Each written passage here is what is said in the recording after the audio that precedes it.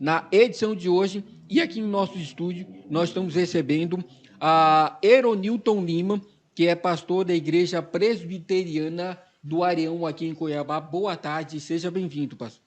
Boa tarde, Edmilson. Um prazer estar aqui com vocês na Rádio Cuiabana e uma alegria poder participar desse momento tão singular, né? A todos vocês que nos assistem, nos escutam, que Deus possa estar abençoando sua vida, que seja um tempo proveitoso para nós todos. Amém, pastor. Nós gostaríamos de agradecer o pastor Eronilton por ter aceitado o nosso convite. Nós estamos falando aqui nos bastidores, o pastor veio aqui também, acompanhado, né? Veio aqui com o diácono da igreja, o pastor tem que estar acompanhado com o diácono da igreja, né? O Armando já esteve aqui no nosso programa, falando aí sobre violência doméstica, né? E o Armando foi bem aqui com um tema de grande relevância, que as nossas redes sociais, ela pipocou, né? Então aí a gente vai trazer o Armando a mais vezes aqui no programa, né? E ainda, pastor, só pegando aqui um gancho da participação do nosso irmão Armando, que também é o teologando, ele é ibalino, né? Isso. Ele é ibalino, o senhor também é professor no IBA, né? Sim, sou professor lá no IBA. Daqui a pouquinho, nós vamos querer saber um pouquinho mais sobre o senhor, mas eu gostaria primeiramente de agradecer a Deus e também aos nossos ouvintes e internauta, né? Eu quero que vocês enviem a sua mensagem aqui para o pastor Eronilton e também participar da nossa promoção Espaço Canola, porque a Rádio Cuiabana FM, ela recebeu um prêmio destaque, daqui a pouquinho eu vou falar para vocês. Como nós recebemos aí esse prêmio destaque, nós temos aqui o maior produtor e diretor de Cuiabá, Mato Grosso, que também é o meu produtor, o DJ Serginho. Daqui a pouquinho, o Espaço Canola vai dar aí esse presente para você, mas você tem que entrar lá no nosso canal, lá no YouTube, ProJuve Gospel, programa Juventude Gospel, para você ganhar uma super massagem Ketchup. É isso mesmo, uma super massagem Ketchup, para você poder aí ganhar esse brinde, esse voucher da Espaço Canola, em comemoração, que daqui a pouquinho eu estarei falando com vocês, mas antes, quando as pessoas chegam aqui, pastor, eu sempre faço essa pergunta, né? Se é daqui de Cuiabá, de onde o senhor é, e o senhor comeu cabeça de pacu. Oh, coisa boa. Eu já estou em Cuiabá, já sou até cidadão cuiabano, né? Isso foi um presente aí, né, dos deputados, e a gente fica muito feliz em poder fazer parte de um pouquinho da história, né, de Cuiabá, Mato Grosso. Mas eu sou capixaba, nasci em Espírito Santo, né, fui criado em São Paulo e fui trabalhar em Rondônia, no Eldorado, né, de Rondônia. Não dá nem para falar a idade aqui, né, porque senão vocês ficam... Mas essas barbas brancas, cabelo branco, não deixam eu mentir. Então, e de lá, né, eu vim para uma igreja aqui. Eu fui funcionário público em Rondônia e vim para uma igreja em 94. Então, próximo ano, 31 anos que eu estou em Mato Grosso.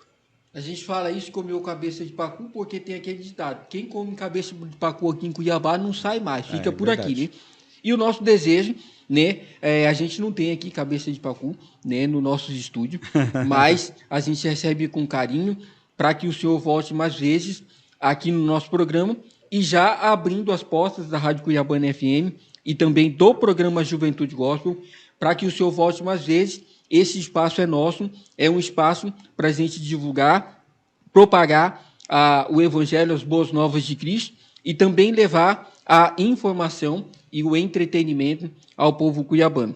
A nossa produção, ela me passou aqui, né, que o senhor tem aí um vasto conhecimento, né, e também algumas formações. Gostaria que o senhor falasse aí, né, quem é o pastor Eronilton, para que as pessoas entendam, e depois, para a gente debater o nosso assunto, né, que vem falar sobre satisfação humana, o que é isso, por quê, quando e onde, né, isso vem ocorrendo. A joia.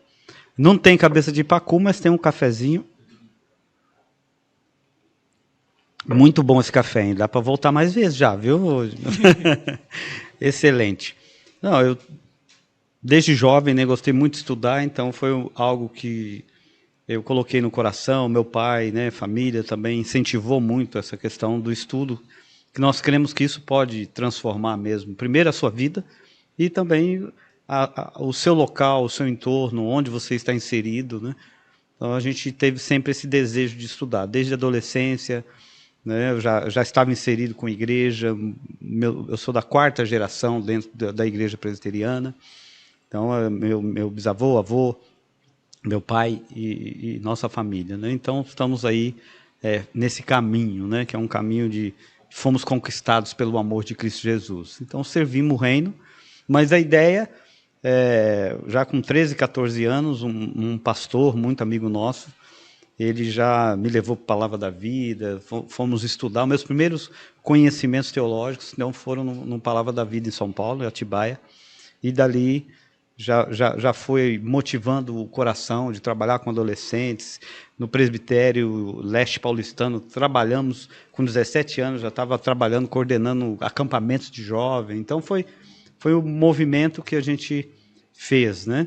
Terminamos o curso, mas não conseguimos naquele período de vestibular, né? Era tudo muito concorrido, e até que eu fiz um concurso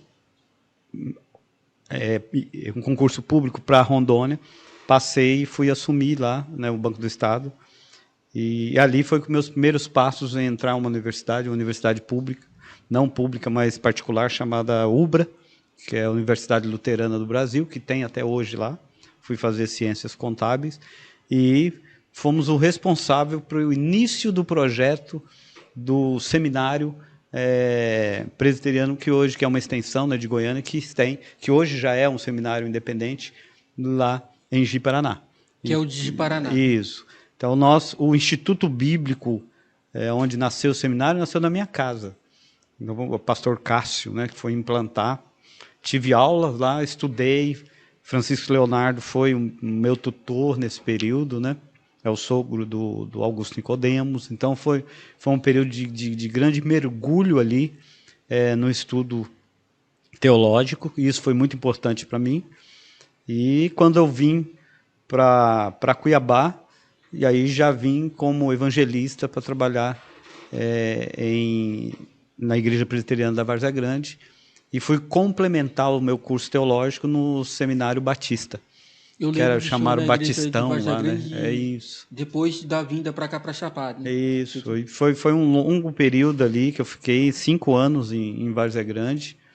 Peguei alguns pastores, e quando eu terminei o seminário ali em 97, né, que terminei os estudos, já me enviaram para a igreja presbiteriana, hoje a 3ª igreja, Azabela, que ainda não existia nada em Azabela, né? Eu lembro da Azabela também, estou falando da igreja Azabela, eu lembro dela pequenininha. Hoje eu nem sei mais nem como é que está a igreja Azabela. A igreja lá está bem grande. Meus filhos falam muito desse meu período, que foi muito bonito. Eu não lembro, assim, com esses detalhes. Meus filhos eram crianças e jovens, né? Eles lembram que, quando eu falo de avivamento, ele fala: o senhor viveu isso, mas eu não lembro isso. Eles me contam que eu vivi o avivamento do meu ministério em Azabela, que era nada, né? Era 6 pessoas, e de repente tinha 120, tinha 200 pessoas, tinha a rua fechando para assistir os cultos, e era um Ângelo, né, ministrando louvor, Leonardo, que hoje está na Batista também, ministrando louvor, menino, adolescente. Eu acho que se eles também forem lembrar, eles não vão lembrar como eu lembro, né? Que era a gente fazendo a obra, né, do Senhor. Dali fomos para Chapada, né? E de Chapada viemos para o Areão em 2003. E há 18 anos assumimos a igreja, ficamos 3 anos como auxiliar, então vai para 22 anos ali no Areão.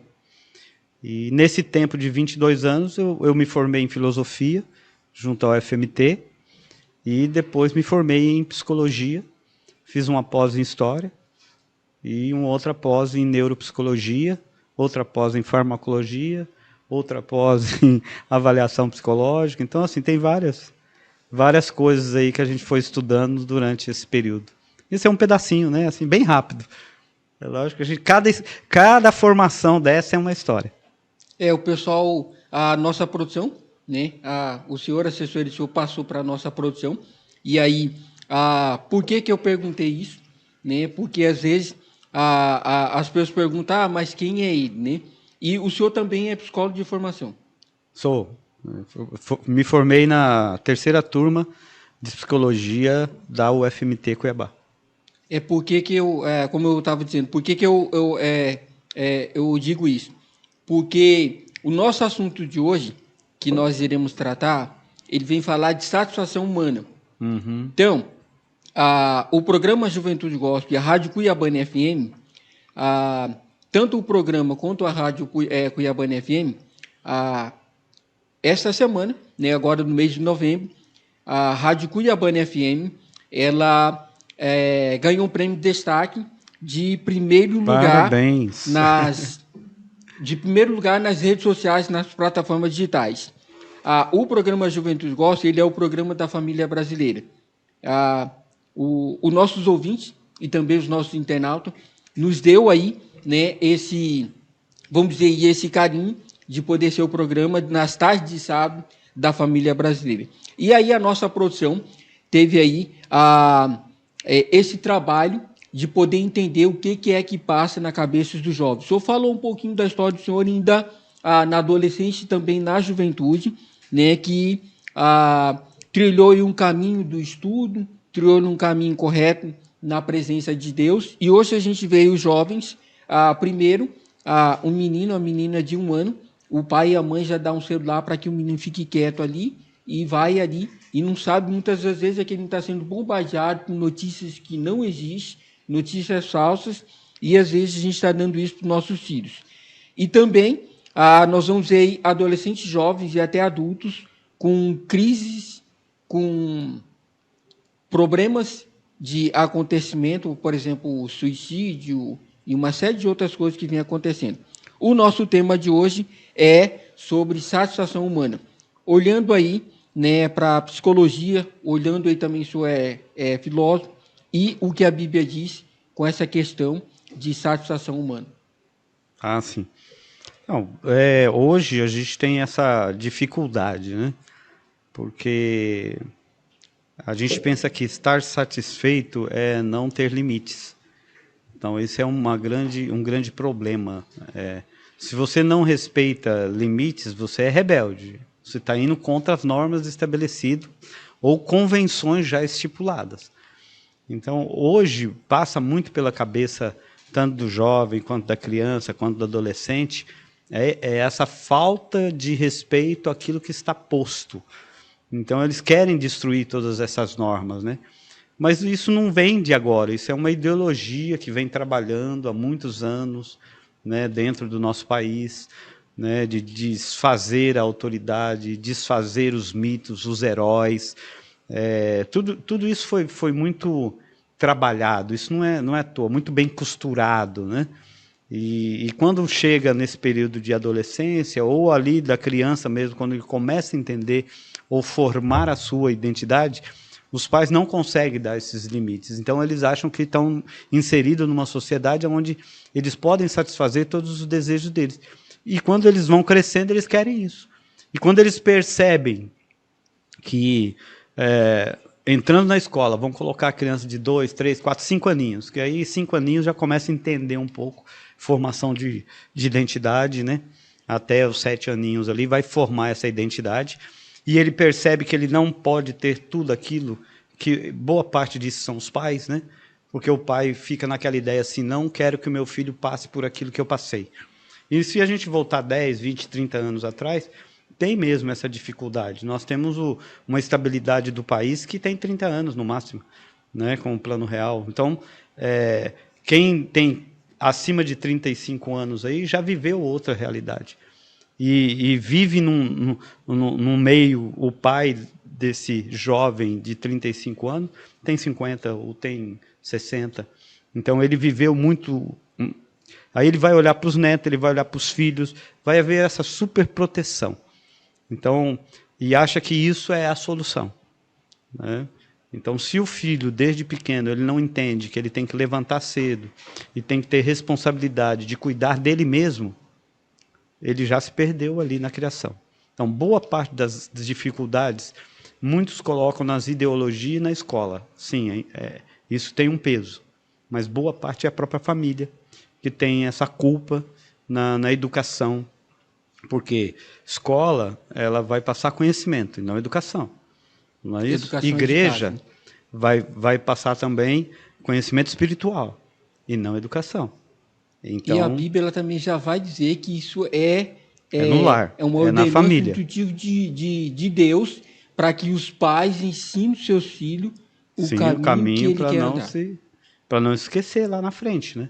Então, assim, ali é uma promessa até, né, de Provérbios 16. Então, assim, ali é uma promessa que Deus faz, né? Ensina a criança o caminho que deve andar, que quando for mais velho não vai se desviar.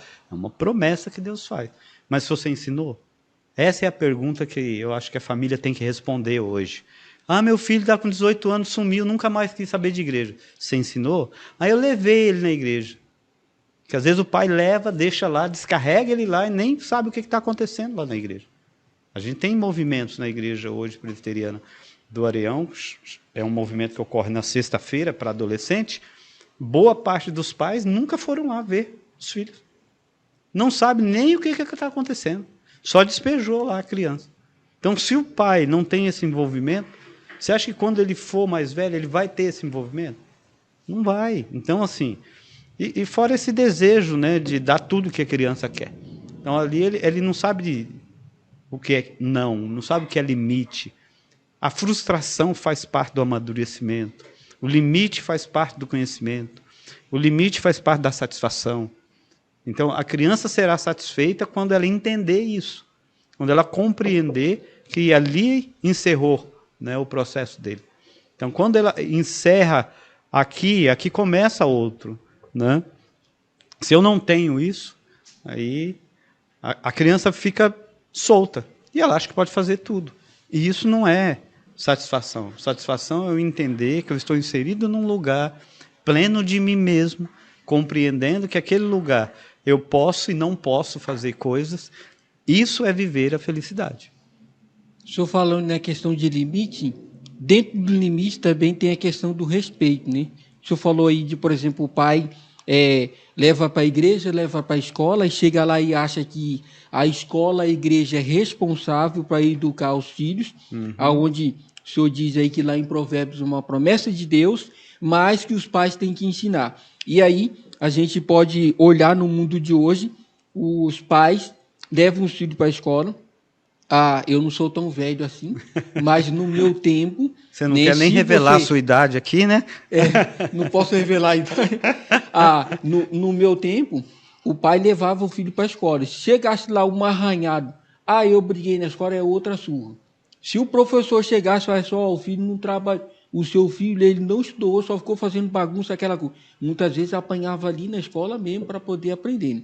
E aí, hoje, a gente tem aí... É claro que hoje as coisas mudaram, as leis servem para isso, mas esse certo cuidado que às vezes as leis nos dão é que prejudica, porque às vezes o pai não pode dar uma palmada. Se der uma palmada no filho ali na frente e o professor denunciar, o pai vai preso.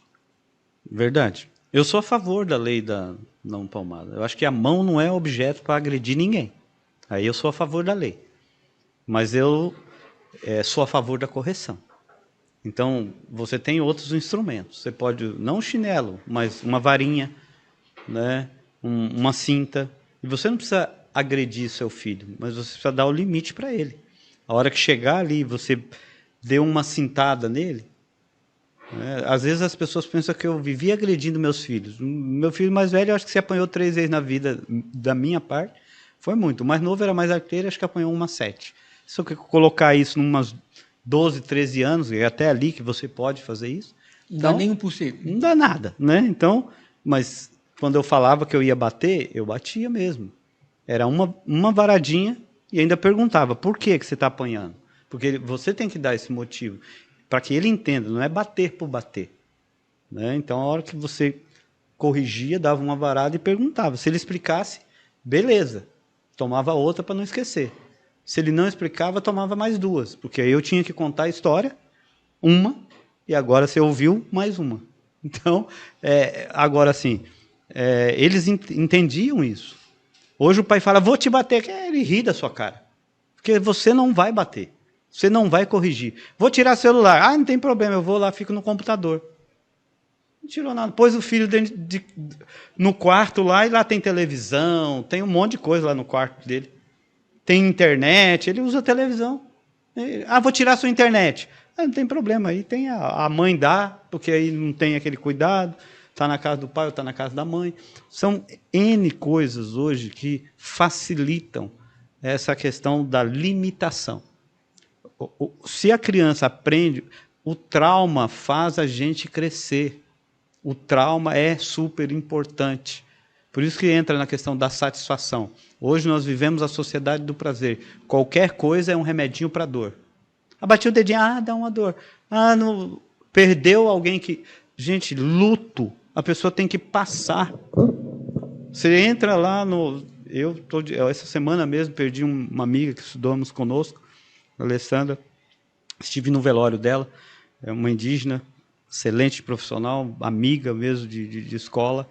E estivemos lá e tem gente oferecendo remedinho, não, para você dormir melhor, para você não sentir tanta dor, para você... Não, a gente tem que passar por isso. A dor faz parte da nossa existência como seres humanos, e isso é que nos faz gente, sentir a dor. Tá? É isso que nos faz ser quem somos. Tá? Agora, se você ficar aliviando tudo isso, existem vários filmes aí, verídicos, que estão na Império da Dor, né? Então, vai assistir, vai ver o que é feito, esses remédios que você toma, que nós tomamos, para que a gente tome esses cuidados. Mas só para fechar aqui a questão do respeito. Então, é importante deixar isso aqui claro também. É raro você ter hoje um filho, um neto, que peça a benção para o pai, que cumprimente o mais velho, que respeite essa questão. Se você, hoje, com 25, com 30, 35 anos, não faz mais isso, os seus filhos também não irão fazer. Então, o problema não é os filhos não fazerem. O problema é que os pais acham que isso não precisa mais ser feito. Então, o grande problema é que os pais são exemplos para esses filhos. E você vai colher isso lá na frente. Então, é o cuidado que a gente tem. Se o professor falasse no meu período, meu pai ouvia e me repreenderia. Se o professor fala hoje, ele é pressionado pelo pai, ele é questionado pelo pai, e o pai abre um processo contra. Então a gente está vivendo a inversão de valores, que não é só na educação, é em todos os lugares da sociedade. Essa inversão do valor, vendendo aquilo que é errado por certo e aquilo que é certo por errado. Então nós vivemos essa sociedade aí.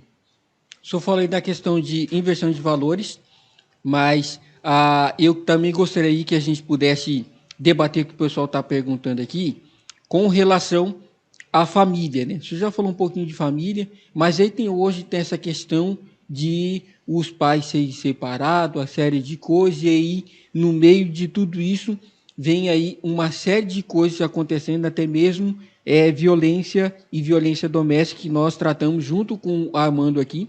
Queria que o senhor comentasse um pouquinho você. Aqui em nosso estúdio, o pastor Eronilton, falando aí sobre satisfação humana, falamos sobre respeito, falamos aí de como é que isso vem acontecendo e qual é o mal deste século, onde você jovem, você adulto, muitas vezes vem passando por suicídio, vem passando por uma série de consequências.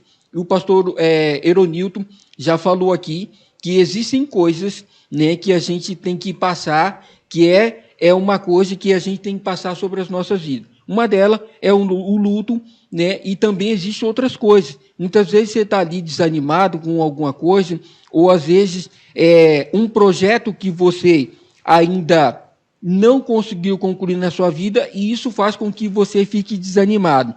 Falamos aí nessa questão de respeito, e agora, né, com o pastor Eronilton, falando sobre satisfação humana na questão familiar. Nós vemos aí que hoje a família ela tem ido na contramão dos princípios bíblicos?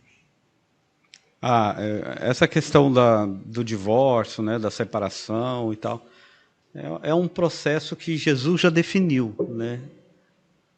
Quando os fariseus lá inquiriu ele quando ele estava andando, né, e perguntou: e quanto ao divórcio? E Jesus já deu uma resposta ali, e eu creio que isso para mim é bem definido ali.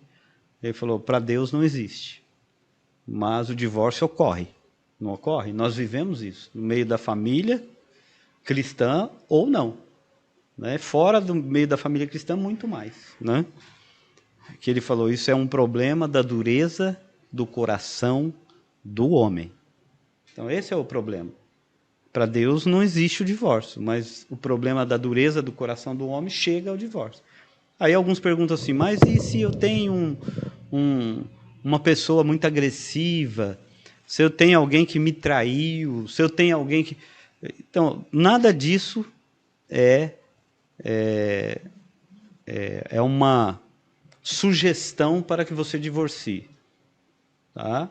Nada disso. Se a gente ler 1 Coríntios capítulo 11, né, Paulo vai dar essa instrução, vai falar de tudo isso, né? Até quando um é incrédulo ou não, lá está assim: não, se for para me separar, lá ele não está dizendo isso, né?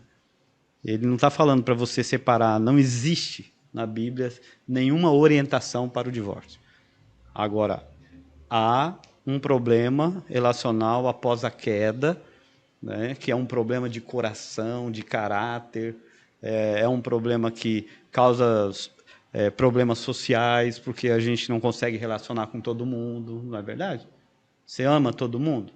Não. Você gosta de alguns e ama alguns outros, bem poucos, né? Então, é assim. E gosto é muito particular, né? Gosto é algo muito particular, porque eu gosto de morango, você gosta de uva, eu gosto de abacaxi, outro gosta de kiwi, né? Agora, amar, a gente tem que amar tudo. Mesmo não gostando, você come. Mesmo não querendo, você faz. E pouca gente hoje quer pagar esse preço. Viu qual é a diferença do amor e do gostar? Então, quando você ama, mesmo você não gostando de abacaxi, você vai lá e vai falar: eu vou comer porque você gosta. Eu não gosto de kiwi. Então, eu vou. Eu gosto de festa. Eu não gosto. Então, mas eu vou com você. Entende o processo? Então, o amor é uma decisão, não passa por esse sentimento. Eu tomei a decisão de caminhar junto com você, e chova, faça sol, caia canivete, eu vou estar junto com você. Seja qual for a consequência. Então, eu optei estar com você. Eu poderia ter optado estar com outra pessoa. E aí eu posso falar isso aqui a tarde inteira, mas vamos encerrar por aqui. Dentro dessa questão familiar, mas o divórcio existe, e aí traz esse grande problema. Já tem problema na nossa família hoje. Você já imaginou no divórcio? A família já está com problema. Então já nasce um problema com o divórcio. 2 casas, um pai ou uma mãe, aí ela resolve casar ou ele resolve casar, já são 2 pais e 2 mães. Já pensou? Eu fico tentando imaginar isso, né, na cabeça de uma criança de 5 anos, de 7 anos. Então, quem causa esse problema? Voltamos de novo. É a gente mesmo, é a família. O senhor falou aí nessa questão dentro da questão familiar. E aí, muitas das vezes, como o senhor disse, esse exemplo de 2 pais, 2 mães, e aí esse bloqueio, isso que acontece na cabeça da criança, muitas vezes vai levar a um bloqueio. Depois, a gente vai para o nosso apoio cultural. Na sequência, a gente volta, o senhor respondendo, falando a respeito desse bloqueio, o que acontece. E muitas das vezes, pode ser essas causas que vem acontecendo, não só na nossa juventude. Algum mas trauma? também, seria isso algum trauma? Trauma, por exemplo, consequências da pessoa querer se suicidar e uma série de outros fatores que vem acontecendo. Nós vamos aí para o nosso apoio cultural. Na sequência, a gente volta aí com o pastor Eronilton falando desses traumas e dessas consequências que vem acontecendo aqui no programa. Nosso bate-papo aqui com o pastor Eronilton Lima, da Igreja Presbiteriana do Areão, há mais de 20 anos, há mais de 2 décadas, que o pastor Eronilton está ali na Igreja do Areão, E ele já disse aqui no começo que o pastor Newton tem pós-graduação em filosofia, em história, em história. Então, o currículo é história, filosofia, psicologia. Neuropsicologia. E o currículo do pastor, meu amigo e minha amiga, é muito vasto. Então, a gente está debatendo um assunto aqui sobre satisfação humana. Pastor Newton, falamos aí, né, de alguns assuntos na questão familiar, sobre traumas e também as consequências quando há aí esse desligamento entre o pai e a mãe, e muitas das vezes o filho, ele fica aí naquela. E agora, quem que é o meu pai, quem que é a minha mãe? Aonde tem 2 pais e 2 mães. Como é que se resolve isso? Ou como é que a gente pode fazer com esse tipo de situação? Bom, nem toda criança vai ter problema com essa relação, né? Alguns terão, principalmente quando os embates são muito fortes, né? Quando um cônjuge não entende essa separação, ou um não quer, o outro quer. Então, isso vai refletir, sim, nos filhos. Mas nem todos vão ficar com problemas ou algumas sequelas, ou algum bloqueio, ou algum trauma, né? Mas isso tem provocado, né, com mais frequência, hoje, dentro das famílias, essa dificuldade.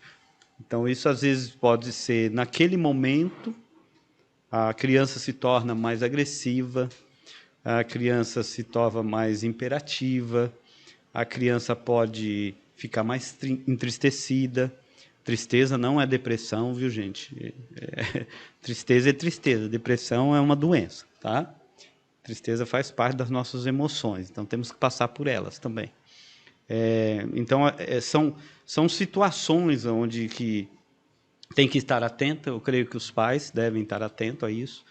E, às vezes, aquela situação, ou aquele problema da separação ou do divórcio pode refletir naquele momento ou depois de um bom tempo. Isso é bem, bem fácil, né?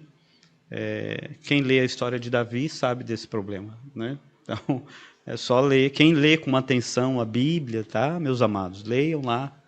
Não são famílias perfeitas que estão lá para mostrar para a gente tomar mais cuidado, né? Que o próprio Davi ficou 20 anos sem falar com um filho.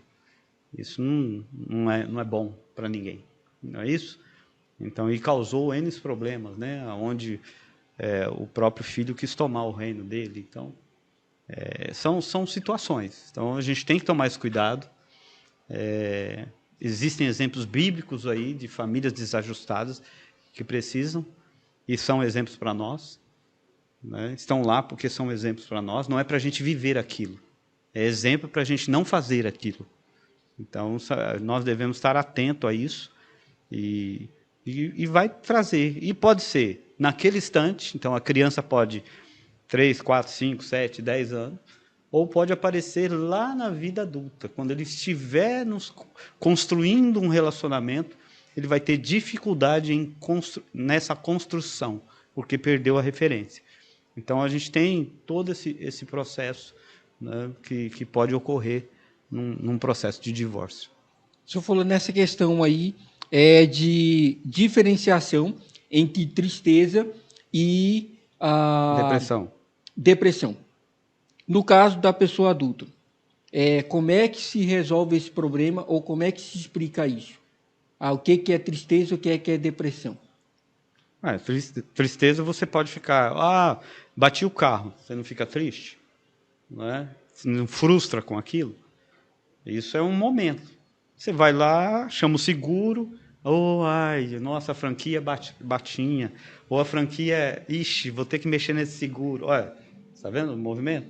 Né? A depressão, não. A depressão, se você bater o carro, você bateu sua vida inteira. Você não sabe nem chamar o seguro. Você não sabe nem chamar um amigo, porque você se perdeu ali naquele processo. Então, é uma perda da sua realidade. Uma consequência que, às vezes, ela pensa que é irreparável. Seria? Uma coisa simples se torna algo quase impossível de realizar. Por quê? Não é a situação, não é o fato, Não é o acontecido. É você que não tem a capacidade, porque você está com alguma coisa. Aí eu coloquei a depressão, mas pode ser qualquer outra síndrome ou qualquer outro transtorno, tá? Nessa questão da saúde mental. Mas qualquer outra coisa também. Então, a depressão foi o mal do século passado, né? Esse século é a ansiedade. Então, a gente está aí nessa loucura, né? Pega a juventude nossa aí, entrando um pouquinho nisso, já que está falando de juventude. É juventude gospel, não é isso? Então, a gente tem aí os jovens hoje de 25 a 35 anos, eles querem ficar ricos. E aí isso está deixando eles muito ansiosos. Eles entram em jogos, eles entram em apostas, eles entram em projetos, passa a noite inteira fazendo coisas na internet. Então, assim, ele quer fazer alguma coisa que amanhã resolva o problema dele. Isso não existe. Quem está nos ouvindo, isto não existe. Tá? Como é que se resolve isso, pastor? No caso da depressão e da ansiedade, por exemplo, a depressão... As duas coisas podem estar juntos também. Tá? A depressão, o senhor disse que foi aí um mal do século passado. No século de hoje, a questão da ansiedade com os jovens e até mesmo com as pessoas adultas. Como é que a gente resolve isso? Hoje, a gente teve muitos eventos para chegar a isso. Então, você quer uma comida rápido, você quer tudo muito rápido. Então, isso vai provocando ansiedade em você. Então, você também não tem mais paciência de esperar nada. Né? Antes você falava assim, vamos a tal lugar, aí a mulher falava assim, vou me arrumar. Aí ela começava a se arrumar 4 da tarde para estar pronta às 6 da tarde. E você ia assistir o jogo, você ia fazer outra coisa, você ia descer e jogar bola, não é isso? Hoje não. Hoje o cara senta lá e fica gritando com a mulher ou com o filho. Você já terminou? Já vestiu esse sapato? Por que você não fez isso? Porque isso é tudo o mal do século. Tá? Fast food. Não está aí? Você chega, entra e se não estiver pronto, você não tem paciência de esperar. Às vezes 1 minuto, ou às vezes 5 minutinhos. 1 minuto já é 10 horas para a pessoa. Porque a mente dela está tomada desse desejo de que as coisas sejam para ontem. E é a sociedade que fez isso com a gente. Tá? Então, aí você quer também ganhar dinheiro. Que eu acho que hoje é um dos grandes problemas que está acontecendo dentro da juventude. E eles entrando em... jovens da igreja. É jovens da igreja que estão lá passando noites fazendo jogos, aplicando seu dinheiro em outra coisa, perdendo esse dinheiro, passando noite acordada, porque aí entra em outras áreas. Né? Então, assim, isso vai trazer consequências. Está trazendo consequências, né, para a nossa juventude nesse século que nós estamos vivendo. E entra na faculdade também. Ele quer... Há uma pressão do pai, há uma pressão da mãe, para que ele seja o bambambam, e ninguém será o bambambam. Ninguém vai ser. Às vezes fazer aquele curso que o pai não conseguiu para passar para Na maioria das vezes é aquela projeção, né, que nós falamos, né? Lembra lá que o Salmo 37 fala, né? A gente daqui a pouquinho projeta a gente vai falar demais. dessa questão para a gente fechar, entendeu? Vamos. Concluindo com o Salmo 37. 37. Então, esse desejo de ser, né? E esse desejo de estar satisfeito está provocando muito a questão da ansiedade na nossa sociedade. Não é só a juventude, é a sociedade como um todo. A gente não tem mais paciência, é no trânsito, é em qualquer lugar. Em qualquer lugar. Nos relacionamentos conjugais, é no trabalho. Você não tem mais paciência, você não quer parar para ouvir. Se a pessoa falar bom dia, ele não pergunta mais como você está. Ele só fala o bom dia. Né? Às vezes nem responde, né? Ou às vezes nem pergunta. E às vezes nem pergunta. Porque se perguntar, tem que parar para ouvir. A gente não quer dar mais esse tempo. Então a gente está correndo o tempo todo. E essa correria faz a gente... E criança, você põe a agenda dele, ó, ele sai de manhã, vai para natação, depois vai para o Kumon, depois vai para não sei para onde, depois vai para a escola, depois você pega à noite, aí ele vai fazer uma atividade com as crianças, aí ele vai dormir 10 da noite. Você encheu a agenda dele e ele não tem tempo para mais nada. É só cumprir aquela agenda. E ele não tem nem aquela questão familiar diante, né? Se podia colocar, né? Passar tempo com a mamãe, passar tempo com o papai, passar tempo com a mamãe e com o papai, não é? Dicas aí para vocês que estão nos ouvindo. Aqui em nosso estúdio, nós estamos recebendo o pastor Eronilton Lima. Falou aqui um pouquinho de quem é o pastor Eronilton. Debatemos assuntos aqui sobre até mesmo o mal do século passado e também deste século, falamos daí de depressão e também de ansiedade. Você deve estar perguntando, eu sofro de outras causas ou outras situações. Essas também são situações, né, que nós estamos debatendo no programa de hoje. Pastor Eronilton, o senhor falou aí na questão aí do Salmo 37, que é onde a gente vai fechando, né, o nosso programa com relação a essa questão de satisfação humana. Queria que o senhor comentasse um pouquinho, falasse um pouquinho do Salmo 37. Legal. Eu acho que a maioria dos ouvintes, né, aí que estão nos acompanhando ou nas redes, eles que são cristãos, né, ou não, sabe desse salmo. Principalmente quando a gente fala assim, confia no Senhor, né, e faz o bem, deleita-te do Senhor e Ele satisfará o desejo do seu coração. A gente descansa no Senhor e espera nele. Nós sabemos muito desse salmo por causa desses versículos, né, que todos nós sabemos de cor. Mas a gente sabe muito pouco do versículo 1, né, que coloca aqui, né, que não te enfades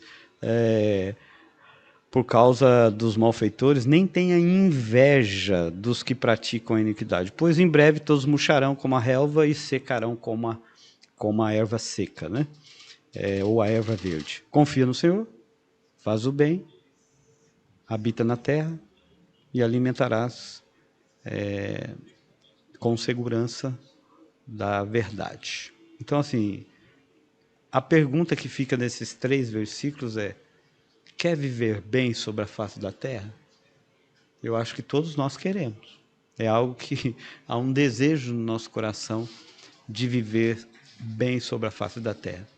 O grande problema nosso está no versículo 1, se chama projeção, e todos nós temos isso, né? Então a gente sempre projeta os nossos problemas, a nossa vida, a nossa satisfação, sempre para fora de nós, né? E isso é um grande mal da humanidade, seja cristão ou não, né?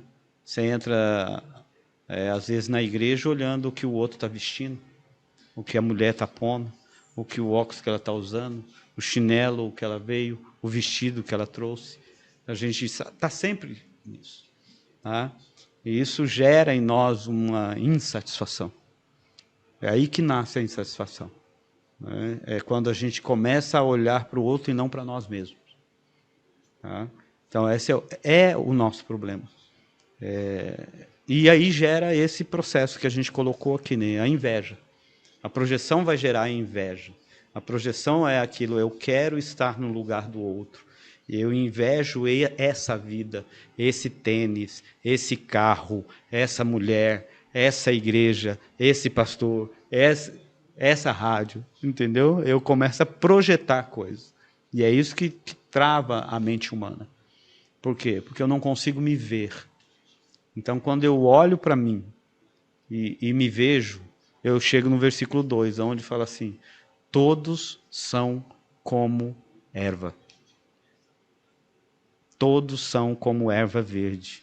E aí eu entendo a minha limitação. Pode falar. Estou falando, dando um exemplo na questão da erva que não come, não trabalha. Sim. Que o próprio Cristo usa essa no Sermão do Monte, né, ali, que são os ensinamentos de Jesus para a vida cristã prática, capítulos 5, 6 e 7 de Mateus, né, e dentro dele tem ali, a partir do capítulo 6, né, começa ali no 23, 24, falando sobre a ansiedade, né? Então é bem interessante, né? Ele faz uma comparação maravilhosa. Ali ele compara tudo. Se você olhar ali, vai falar de vestir, vai falar de comer, que é isso aqui. A mesma coisa. A gente está pensando no Salmo 37. Projeta no outro, você não vive sua vida. Quanto mais você olha para fora de você, mais você esquece de você. Então, passa por aí. Eu sou limitado, eu tenho que entender que o que eu tenho é aquilo que Deus me deu, e se eu não estou satisfeito com aquilo que eu tenho, eu não vou estar satisfeito com aquilo que o outro tem. Não sei se ficou claro aqui. Ficou meio filosófico, mas é isso mesmo. É que o Salmo também 37, estou falando aí, e ele vai falar nessa questão de imitar, de a gente olhar para Cristo, né? Porque tem ali, quando ele, no finalzinho, ele vai falar do porquê que quando a gente olha para Cristo, esquecer de olhar para o outro, que tem ali a bênção de Deus sobre a vida da... Sim, aí é o versículo 3, né? Você já está entrando nele aí, que é o meu fechar aqui, ó. Está me ajudando aqui hoje mesmo.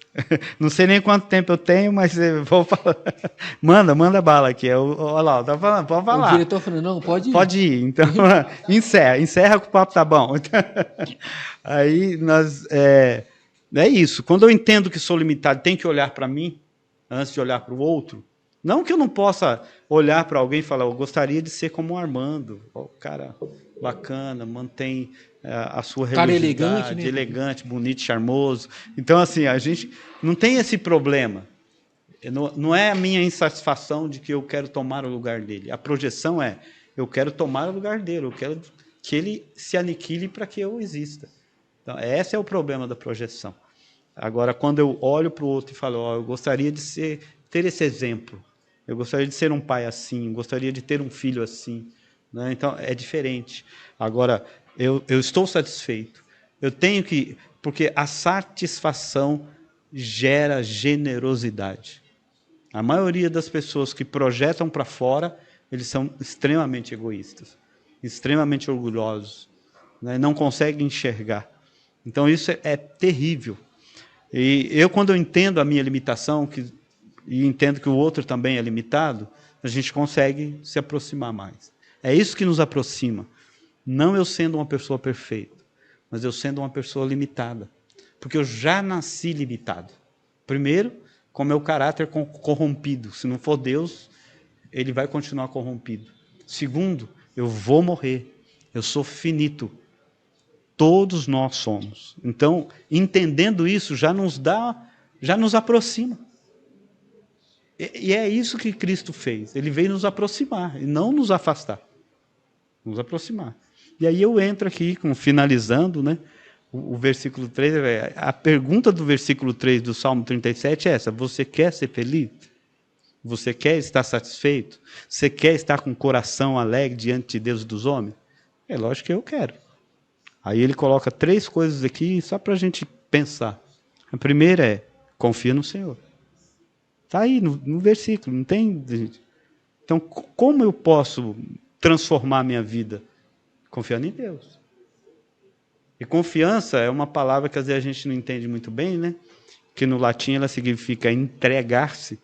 Então, dificilmente a gente faz isso. Dar de si. Entregar-se. É como você está na direção do carro e fala assim, não, agora eu vou de carona. E olha, não é melhor ir de carona? Confiança é isso, é entregar para alguém e ir de carona. Porque eu sei que essa pessoa está conduzindo. Agora, quem é que quer conduzir a nossa vida? Estou até pregando já aqui, né? É Deus. É Deus. Deus, gente. Não tem pessoa melhor para conduzir a nossa vida. A segunda coisa que ele coloca aqui é, faça o bem. Ah, mas eu já faço, cuido dos meus filhos, cuido do meu marido, cuido da minha esposa, cuido dos meus funcionários. Não, isso aí não é fazer o bem. Já ajuda os pobres. Já ajuda os pobres. Isso não é fazer o bem. Aqui fazer o bem é aquele lá de Romanos, capítulo 12, depois você lê em casa lá, né, do 9 até o 21, que vai falar assim, ó, fazer o bem a quem nos quer mal. Isso é virtuoso. Isso é virtuoso. Não pague o mal com o mal, mas pague o mal com o bem. É isso que está escrito. Então, quando a gente toma a vingança nas nossas mãos, lá em Romanos está dizendo isso. Não faça isso. Tá? Então, você não é juiz desse povo. Então, nós temos que ter esse cuidado. Fazer o bem é isso. Fazer o bem a você que eu conheço, que considero. Isso é obrigação. Fazer o bem ao meu pai, à minha mãe, a meus filhos, isso é obrigação. Agora, fazer o bem a quem não tem nada a ver comigo, e fazer o bem é melhor fazer sem você demonstrar que está fazendo bem, sem bater tambor. Lembra que Jesus falou isso? Bater tambor que você está fazendo. Faça, é melhor que ninguém saiba que foi você que fez. Isso é virtuoso. Mas muita gente não quer fazer isso, não. Nós vivemos um tempo difícil. Fechando, então, o diretor falou assim, encerra ali. Alimenta-te da verdade. Então, confia, faz o bem, alimenta-te da verdade. Aí a gente fala, mas gente, alimentar da verdade? Ué, nós vivemos que verdade que é essa? Vivemos um mundo maluco, que trocou a verdade pela mentira, a mentira pela verdade, o certo pelo errado, o errado pelo certo. Que doideira é essa? Então a gente fica assim, verdade para nós cristãos não é um conceito filosófico. Eu posso passar a tarde inteira aqui falando sobre verdade, o que Aristóteles, o que Platão, né, o que Conte, o que Kant falou sobre verdade, que não vai chegar nem perto dessa verdade que a gente conhece. E não é aquela também que um presidente anterior falou, conhecereis a verdade vos libertará. Não é essa. Ali é um meio político apenas. Nós não vivemos isso. Nós estamos e fazemos política, e somos inseridos nesse meio político. E é importante também fazer política. E é importante fazer. E a gente não deve estar longe, não. Se você tem o interesse de se candidatar, se candidate. Volta aqui, parênteses, volta aqui para a nossa verdade. Né? Essa verdade que ele está falando aqui não é um conceito filosófico. Essa verdade que a gente está falando aqui não é um conceito político. Essa verdade que o texto coloca aqui não é um conceito social. Essa verdade que ele coloca aqui é um conceito cristão. E esse conceito cristão, que a gente às vezes quer até transferir para a política, para a questão social, que não tem nada a ver, e a gente não deve fazer isso como cristão, é a verdade encarnada. Porque para nós, a verdade tem nome. A verdade é Jesus Cristo. E ele deu esse próprio nome para ele. Ele falou, eu sou o caminho, eu sou a verdade e eu sou a vida. Então isso é de suma importância para a gente. Suma importância para nós como cristãos. Entender isso é viver bem sobre a face da terra. Confia em Deus, faça o bem, alimenta-te da verdade. Isso é a satisfação plena da humanidade. Amém. 17 horas, 31 minutinhos. Enquanto o senhor estava falando e colocando os 3 pontos, os nossos ouvintes estavam aqui passando nas plataformas digitais, Joseli Silva, aqui no nosso canal no YouTube, estava descrevendo, passando para os nossos internautas, as colocações do Salmo 37, que o senhor acabou de dizer aqui agora. Que legal. Abraço aí, Joseli, é o nosso diretor da Escola Presbiteriana de Cuiabá. E já falando aqui do Joseli e com o senhor aqui, para a gente vai ser um prazer fazer essa parceria.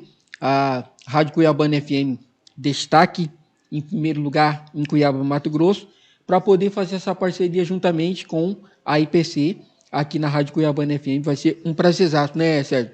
2024 está vindo aí e para a gente poder fazer essa parceria e com que as pessoas tenham um ensino de qualidade que a própria IPC tem e é referência no ensino e também nos ensinamentos, né? Falamos aqui de verdade, tem um princípio e um ensinamento que o povo cuiabano precisa. É verdade. A Escola Presbiteriana de Cuiabá a mantenedora da escola é a Igreja Presbiteriana do Areão e a gente tem uma grande satisfação de prestar esse serviço à comunidade cuiabana, né? Há mais de 30 anos. E é um privilégio para nós, Deus nos deu essa graça, pessoas, né, levantando pessoas que por lá passaram, como Dona Disse, hoje é o nosso irmão Joseli, que tem feito um serviço ali com grande satisfação, a Giza, né, que é a diretora pedagógica, então são pessoas envolvidas na educação, entendem de educação, né, e além disso, a Escola Presbiteriana de Cuiabá é uma escola confessional, aquela que vai passar, instruir os seus filhos com princípios cristãos. Então, é isso que é importante a gente deixar para a família. 59 anos da Igreja Presbiteriana do Areão. 59 anos, já pensou? Passa rápido demais. Desses 59 anos... Eu vou fazer 23 ali, 24 mais ou menos, né? Desses 59 anos, aí digamos que... Vou falar a minha idade aqui para vocês, para eu poder acompanhar. Olha que ele está pintando o cabelo, gente. 2 décadas, 59 anos eu participei. Você participou lá? Olha só que coisa boa. A igreja naquele local, né, que nasceu como... É a segunda igreja de Cuiabá, que a primeira seria a Igreja Presbiteriana de Cuiabá. Que é na 3 de junho. Isso, e a segunda a Igreja Presbiteriana do Areião. Então, ela nasceu ali no fundo, né, na Rua São Benedito, bem na esquina. Seu Messias, né, que até fez as janelas, e até hoje os filhos, né, estão na Igreja Presbiteriana de Cuiabá e são presbíteros, diáconos, né, servem muito, um homem muito servidor. Então, ele que começou esse projeto ali há 75 anos atrás. Então, é um tempo. O senhor falou da primeira igreja, ali na 3 de junho, segunda do Areião. Hoje eu faço parte da terceira igreja. Vou até mandar um abraço para eles lá, porque senão, né, eles vão me cobrar depois. Bater lá. Que é a Igreja Presbiteriana. Hoje é a terceira igreja, que é no bairro do de Garcia, que o pessoal conhece como Igreja das Cerejeiras. Hoje a gente faz parte lá com o pastor Orlando. Um abraço para todos os irmãos da igreja, da terceira igreja, a presbiteriana de Cuiabá, e também os irmãos da primeira e da segunda igreja, a presbiteriana de Cuiabá. Obrigado pela audiência de vocês. O senhor faz parte, né, é o pastor titular da segunda igreja, que é a igreja do Areião, e a igreja central, que também hoje é localizada ali na avenida do CPA, a primeira igreja presbiteriana de Cuiabá. Às 17 horas, 44 minutinhos. Pastor Eronilton, nosso tempo está chegando ao final. A gente poderia ficar aqui mais horas batendo papo, né? Mas nosso diretor está dizendo aqui que nosso tempo já está chegando ao final, né? Foram aí quase essas 2 horinhas, né, de bate-papo, para que as pessoas possam entender sobre essa questão de satisfação humana. Eu queria agradecer ao senhor, queria agradecer também o Armando, né, que fez essa ponte. Nós estávamos tentando trazer o pastor Eronilton desde o começo do ano, mas a agenda dele é ultra mega lotada. Não é não. Não é não, pastor? Não é não, eu sou tranquilo. A gente estava tentando desde o começo do ano trazer o senhor aqui, né? Até lá no... É que quando o Edmilson fez os convites, eu estava com atividades ao sábado, então ficaria difícil estar aqui, né? E agora a gente está mais tranquilo e consegue organizar essa agenda. Mas não é tão cheio assim não, gente. É um pouquinho, né? É que a gente encontrou lá no IBA, né? Isso, encontramos lá no IBA. Nós somos ibalino, né? Você sabia dessa, que nós somos ibalinos? Ibalino. Ibalinos. Ibalinos? Ibalinos. Beleza. Eu pensei que ibalinos é aquele que chupava muita bala. Ibalinos. Ibalino é aquele que chupa muita bala? Não, é que estuda no IBA. Que estuda no IBA. Pastor, eu queria agradecer mais uma vez por ter aceitado o nosso convite, dizer que o senhor é o nosso convidado para vir mais vezes ao nosso programa, para a gente debater esses e outros assuntos. Queria que o senhor deixasse aí a sua mensagem final do nosso programa, que nosso tempo já está quase estourado, e o nosso diretor daqui a pouquinho tira a gente do ar. Tira da gente do ar, né? Então, antes dele tirar, eu que agradeço, prazer, alegria poder contribuir aqui com aqueles que ouvem, né, e querem aprender, e que Deus continue abençoando sua vida, iluminando aí, dando graça, né, a todos aqueles que nos ouvem e a vocês que fazem parte desse programa tão importante aqui dentro da nossa comunidade cuiabana. Obrigado, pastor. Para quem quer conversar com o pastor Eronilton a respeito dessas questões psicológicas, pastoral, Instagram do pastor Eronilton? Tem o Instagram, né? É um Instagram até que é o Instagram comercial que eles falam, né? Se escrever lá Eronilton Lima, já vai encontrar. Eronilton Lima Oficial, né? Isso. O pessoal que está acompanhando o nosso programa, você pode então aí... Se mandar um oi lá, a gente conversa em todas as áreas, seja pastorais, seja... É interessante, o Instagram hoje me colocou para outros lugares, né? Hoje a gente tem cliente até no Canadá, na área da psicologia, né? Nos Estados Unidos, porque muitas pessoas que vão também trabalhar lá precisam dessa ajuda psicológica, né? E alguns procuram psicólogo cristão, né? Que não existe isso, né? É psicólogo, né? Mas aí às vezes encontra você e aí você tem essa disponibilidade de poder estar à disposição daqueles que precisam. Como eu tenho dito, a verdadeira amizade é aquela que o tempo não apaga, a distância não se separa e a maldade não se destrói. Juventude Gospel vai ficando por aqui. Deus abençoe. Procure uma igreja mais próxima da sua casa, que acredita em Deus, confia em Jesus Cristo e tem a Bíblia como regra de fé e prática. Valeu, até sábado que vem, se Deus quiser.